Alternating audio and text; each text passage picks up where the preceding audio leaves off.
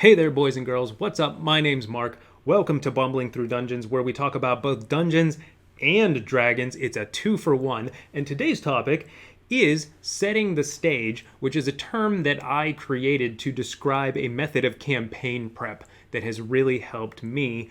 And I want to talk about it to try to figure out exactly what I mean by the term, but also because hopefully some of the ideas in this topic can help you with your campaign prep. So let's get into it. So there are a lot of common faux pas surrounding campaign prep, and I'm talking about prep that happens prior to session 0 or session 1, where you're actually sitting at the table and rolling dice. This is when you get a group together and you say, okay, we're going to start to play, and you, the DM, the dungeon master, has to prepare the campaign. You're thinking, oh boy, this is great. I have all these cool ideas. I want my players to have fun with this. I'm going to do such a great job. I'm going to prepare all this stuff.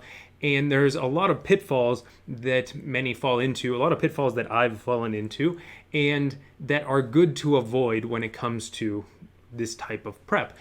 Now, whether you're preparing an official adventure for 5th edition or any other edition, or really any RPG, or doing homebrew, I think that there are some of these pitfalls to avoid. We're going to talk about those, and we're going to talk about how I've prepared at least one of my campaigns and I thought it went really smoothly, and what are some takeaways from that can be applied across the board to campaign prep. So I think the biggest pitfall that DMs fall into, especially new DMs, is over preparing. So they think that they need to have every corner of the world figured out and every possibility and every possible avenue that their players might take figured out and plotted out in order to feel safe about running a session.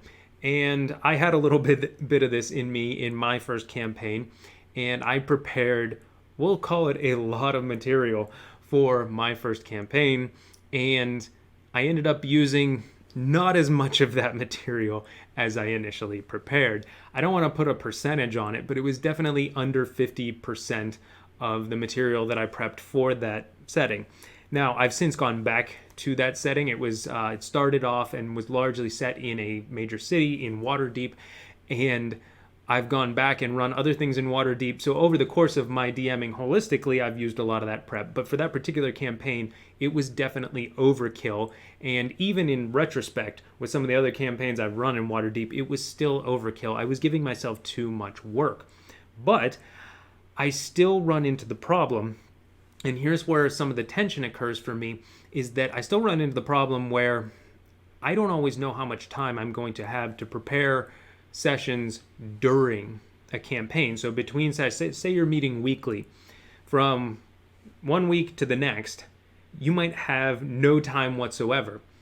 And at a certain point in most of our lives, because most of our lives are quite busy, and mine is no exception, there's going to be a point where there's a 2 or 3 or 4 week stretch where I have very little time to prepare new sessions. So if I've only prepared as far as the players have gotten and maybe a little bit further, then I'm never far from running out of prepared material. Now, you can improvise. There are some DMs who are adept at basically making things up on the fly, and I'm not beyond improvising. I actually love those elements of the game, but I think the best approach for many people, myself included, is a mixture of knowing what's going on, having a structure to work with, and then improvising within that and around that. So you are still preparing some materials, but you're able to improvise around it. So at a certain point between campaigns, when I wasn't working on anything, I said to myself, how do I solve for these problems? Because if I do a bunch of prep beforehand, a lot of it's going to end up being obsolete by the time we get to it in a campaign. But if I don't do a bunch of prep up front, then I'm going to be behind the 8 ball and scrambling at some point during the campaign. And this was me trying to solve for those two problems, which didn't seem to have an easy solution. So the answer that I came up with, I think it ended up working quite well, and we'll talk about the specifics of it in a moment. But in advance, I don't know that this is going to work for every type of campaign. And I don't know that it'll work for every type of DM and every type of group. So this was a homebrew campaign, and I set it up more or less as a sandbox. So if you're running something similar or looking to run something similar, I think that it can work really well. But if you're preparing an official adventure or you're not wanting to run a sandbox campaign, I think there are individual ideas that you can take from this, but I don't know that it's going to be a one-to-one match with other types of campaign prep. So I think some are going to be universal, though, some ideas that I was able to incorporate into my prep. So basically what I did was I set up the central problem for the players to solve. Here's the big bad guy. Here's in this case, it was a hag who had made a deal with a demon lord for extra power and had taken over, basically mind controlled a major city's rulers, and through that influence was basically controlling the city to wield and gain a bunch of power. And they had a coven of hags to also do their bidding and help out with all of this. And basically threw the player characters into this, threw the PCs into this, not knowing exactly what the problem was at the beginning, but saying, we know something's up in this city, things are going wrong, we need you to go in, our other attempts have failed, you're our best hope, try for diplomacy, and if that doesn't work, you have some power to be able to try to solve it in a different way. So throw the PCs into that and see how it goes. Within this city and in the immediate surroundings around the city, it wasn't all contained in the city itself, I basically set up hubs, so different places that were important in some way to this big bad guy, the city's infrastructure, how they were controlling the rulers, how they were exerting their influence in the city. And so some off-site locations that were outside the city where they were funneling resources or minions into the city. They had sort of a base off-site that was outside the city along a cliff's face. And when I got to the end of that, I had created maybe a dozen different hubs or locations within the city where there was something important to the overall plot structure. There was nothing linear about this. I didn't say, oh, they're going to go to A, then B, then C, then D. I set it up and I thought of it a little bit like a game of pinball, where you've got your pinball in the pinball machine and it's bouncing around, and there are only so many different ways inside the pinball machine that you can gain points. So many little things that you can hit off of or go through or whatever, but you don't necessarily know in what order the actual pinball is going to be bouncing off them. And I thought to myself, well, if I prepare the materials for each of these 12 locations, there's no guarantee that the players are going to go to all 12, and there's no telling in what order they're going to go to all 12 or what they're going to do there. But if I set up, 1, what it looks like, 2, who's there or who's likely to be there, and 3, what their motivations are, what they're doing at that site, what the players are going to find, what they're going to have to interact with, then I can prepare all of that beforehand without dictating, without it being a railroad for my players. Because I'm not saying this thing needs to happen in this order. I'm just saying, here's what's at this location. So that's where I came up with the concept of setting the stage. And I think this is probably one that, well, it's definitely one that isn't unique. Other DMs have come up with similar styles of game prep, especially for sandboxes. But this was my spin on it, my take on this concept. And so what I was able to do is the first few sessions, they were actually on a ship traveling to the city. So I had a more linear 2 or 3 intro session arc that was at sea before they got to the city. And that was a little bit more rigidly planned, but those were the first few sessions as well. So it wasn't further out where I had less ability to predict what the players would do. And then once they got into the city, I kind of said, well, you've got your marching orders, and I let them dictate where they went and find clues which might lead them to these other hubs that I had set up. And in all of this as well, I had at least I had a few minor side quests that probably wouldn't have even taken them a full session, and they bit at a couple of those hooks and did those. And I had at least one major hub that led to a couple others that was a little bit of a red herring. So it was a larger side quest, something they could explore and investigate and figure out and something else bad going on in the city that they could stop. They ended up not going there, so there was a few locations that I didn't end up bringing to life that I had prepared, but it allowed me to create all this beforehand, and once the game started, I didn't have to do much because I had all of it prepared. The only thing I was doing at that point was tweaking encounters. So if I had a sense of where they might go next, I would level up or level down the encounters that I had created in order to create the difficulty that I was intending for whatever level they were at the time. It was something like level 5 to 9, I think the campaign was. And if I created it for a level 6 party and they were level 8, okay, you scale it up a little bit. Or maybe you don't. Maybe I leave it as a level 5 or level 6 encounter, and that's one of the easier encounters there. So all I was doing was tweaking what I had already prepared, and week to week, I had very little prep. Very little prep. I'm talking like 15 minutes, because having set the stage, having established everything beforehand, I had a little box with like all the miniatures that I would conceivably need for the entire campaign, and I had that before the campaign started. But the nice thing was, none of it felt scripted, and some of the things that the players did in the campaign surprised the hell out of me, and that's great because it means they still had the freedom to do what they wanted and to solve the problem in a way that felt right to them.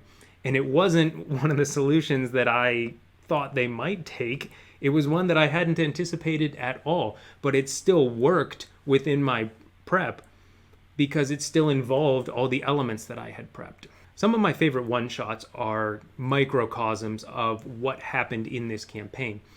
And the reason I say that is a lot of one-shots that I really enjoy are ones where there's a very defined goal from the very beginning.